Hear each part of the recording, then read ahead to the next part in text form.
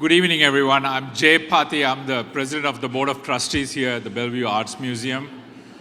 And I want to welcome you all to this exciting show on behalf of the Board of Trustees, BAM leadership, employees, volunteers, and the docents. And it's wonderful to see you all again. And it's my pleasure to welcome to the preview of Strange Weather and Glenn Ligon from the collections of Jordan Schnitzer and his family foundation. We hope you enjoy our brief program and exhibitions tonight. I want to thank Jordan for putting this show up. We have some great crowd here. With that, I want to welcome our executive director, Michael Whittington, to say a few words. Thank you. Thank you, Jay. What a beautiful day in Bellevue it is, and what a great exhibition this is, and wonderful people here. I'm Michael Whittington. I'm the executive director of the Bellevue Arts Museum, and I have the pleasure of introducing Jordan Schnitzer. You know, this is a fantastic show. It is one of the most ambitious exhibitions this museum has ever done. It is the third exhibition, Jordan, I believe, that the Bellevue fourth exhibition that we've done with Jordan Schnitzer and the collections from his family foundation. I would be amiss if I did not thank our wonderful and highly talented exhibition installation team, ably led by Zoe Reed. Thank you to them. It's tremendous. I also want to thank our senior leadership team, Jeremiah Minow, Marielle Lemonnier, and Priyanka Paramand, and also Carl Gellert, a tremendous group of leaders here at the museum. You know, exhibitions are not just about art. Exhibitions for us who work in museums are an opportunity to be with colleagues and friends that we have developed over the course of many, many years. And this is, I've known Jordan for a number of years. I've worked with him in Monterey, California, Oklahoma City, and now in Bellevue. And his team is first rate, and they are not only valued colleagues, but Jordan and his team are dear friends. So my dear friend, welcome to Bellevue again and the Bellevue Arts Museum.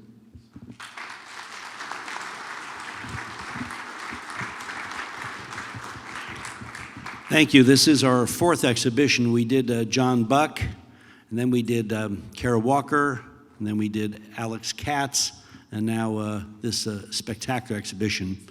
This exhibition, I talked to some folks upstairs a little bit ago, and I'll do another tour when we're done here, and you can hear my 2 bits, which maybe is only worth 1 bit, but whatever, was organized by the University of California at Santa Cruz. And Rachel Nelson and Jennifer Gonzalez. We have a pretty big reputation now nationally with most all the museums, so the way it works is they usually call up and say, gee, could we borrow some work? And we say, absolutely, what do you want? And then they come to Portland often. In this case, she mentioned because of the pandemic, she really worked closely with our staff online to pick out all the work, and then they came up. But they came up with this theme of strange weather. And I didn't quite know what I thought of the theme initially, but as I saw the work they picked, it really made a lot of sense. They wanted to pick work of artists of our time, of the last 40 years, that would deal with abstraction, portraiture, and landscape. And I think those themes all weave and tie together about the issues facing our cities, our society, our world. The only issue I ever have with curators and directors when they come pick out the work is when I see all the work they've picked, I say, that's great, but you've left out this and this and this. So the good news is for Bellevue is the space down in Santa Cruz was much smaller. So when Michael Whittington and the team here asked if they could do this show, I said, absolutely, whatever you want, we're at your service. And then I said to William Morrow and Catherine Malone, my collection manager and exhibition director, let's add more work. So we've added 45 more works to this show, and I think it helped it be a little more rounded out and show more depth of some of these artists. And I came yesterday and was blown away.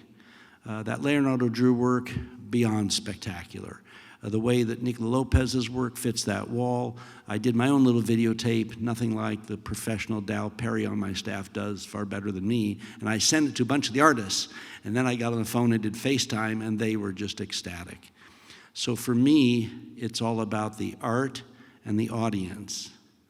And if the artists are happy, that's half of it. And if you all are excited and challenged, then it's a success. The work upstairs, this exhibition could be, and I say this with no ego, I have no sense of ownership. I have a sense of stewardship. But this show could be at the Tate, the Modern Museum, anywhere in the world. The artists upstairs are the biggest names and that good. And the theme is one of our time. My gosh, you think about the weather issues and how we're dealing with the planet. Look at the tornado in LA last week. You look at the tornadoes yesterday killed 5 people. So the themes here about landscape, mapping, images, society, gender imbalance, slavery, master, I mean, all these themes, it's all wrapped up in what's upstairs there. And therefore, there's something for all of us to be challenged by, stimulated, frustrated, excited by, and that's the point of why these artists work. What I've said, and I mentioned upstairs, is, in my opinion, to be on these walls versus our scribbling on a doily at a restaurant while we're waiting with crayons. I've got a 5- and 7-year-old, so I do that a lot. To be on these walls, you've got to have a couple things, I think. First, a genetic predisposition to an aesthetic, a sense of design and style and image that many of us don't have to the degree these artists do. Second, you've got to have some burning message. I've said for years that artists are always chroniclers of our time. Their job is to force us to deal with issues of society. Now, some artists just do very pretty things that are lovely to look at.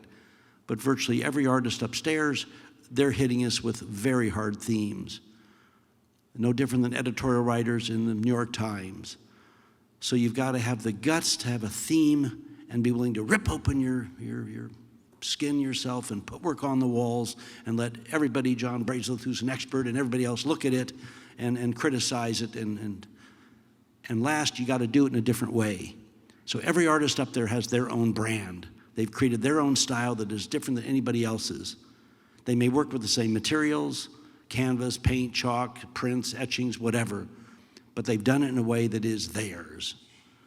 So this exhibition is super exciting. We've loved working with the museum here.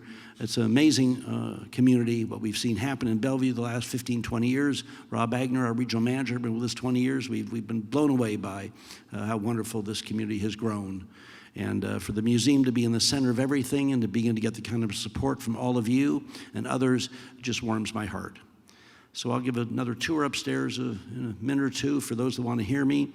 But for those of you that are major supporters of the museum, continue to reach into your pockets. This is an important part of the cultural legacy of this community. You know, some years ago, I've been asked over time to go speak at some wealth conferences. And I've said to those folks, if you're lucky enough to have created a little more money than you need, and you're working with wonderful wealth managers, U.S. Bank and Citibank and the different trusts and so forth, that's fine. But in my opinion, the greatest gift you can give your children, okay, is a passion for the arts. The reason I say that is, for all of us who are parents, we wish we had a wand to wave so that our children wouldn't go through all the ups and downs that we've gone through. But you can't do that, as much as we wish we could. And they'll go through the issues like we have. Families, parents, jobs, health, all the issues. But if they have a passion for the arts where they can go and get away from those issues for a moment or two, maybe they come back refreshed and deal with those issues a bit better. And in a day and age where especially all the young people are being told through Instagram, Twitter, Facebook, all this stuff, what to wear, where to go, who to see, what to think, what to listen to, art and nature are the last bastions where no one can tell, okay, Audrey down there, when she goes upstairs and see this work, okay, what she thinks is right for her, as what you'll all see is right for you. So the last thing I ask you, beg of you to do is, as long as your staff here has done such a brilliant job, make sure all your kids, nephews, nieces, neighbors, friends, whatever, tell them about the show. Too many eyes don't wear out the art. The only shame is when this show comes down in a couple months that every single person in this community and the whole metropolitan Puget Sound area hasn't seen it. So thank you for having us, and we look forward to meeting some of you upstairs.